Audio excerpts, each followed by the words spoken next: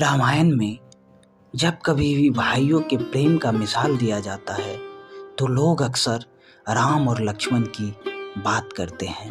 लेकिन लक्ष्मण के अलावा एक और शख्स थे जो प्रभु राम को अपने प्राणों से अधिक प्यार करते थे और वे थे भरत। राम और लक्ष्मण की गाथा तो सभी ने सुना है कि किस तरह वे 14 वर्ष वनवास के बिताए थे, परंतु भरत के बारे में कोई नहीं जानता कि वे किस तरह राम वियोग में अयोध्या में होकर भी वनवास की तरह एक तपस्वी की तरह बिताए थे। आज हम उसी को जानेंगे महाकवि मैथिली शरण गुप्त की अकल्पनीय रचना साकेत के माध्यम से।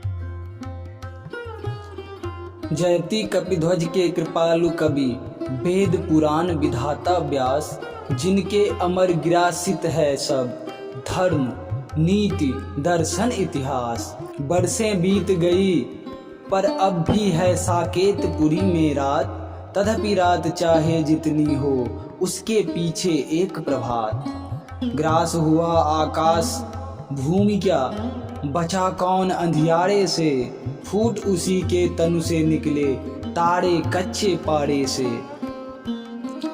विकच व्योम विपटी को मानो मृदुल ब्यार हिलाती है, अंचल भर भर कर मुक्ता फल खाती और खिलाती है। सौद पार्श्व में पर्ण कुटी है, उसमें मंदिर सोने का, जिसमें मणिमय पाद पीठ है जैसा हुआ न होने का। केवल पाद पीठ उस पर है पूजित युगल पादुकाएं, स्वयं प्रकाशित रत्न दीप है दोनों के दाएं बाएं। उटज अजिर में पूज्य पुजारी उदासीन सा बैठा है, आप देव विग्रह मंदिर से निकल लीन सा बैठा है।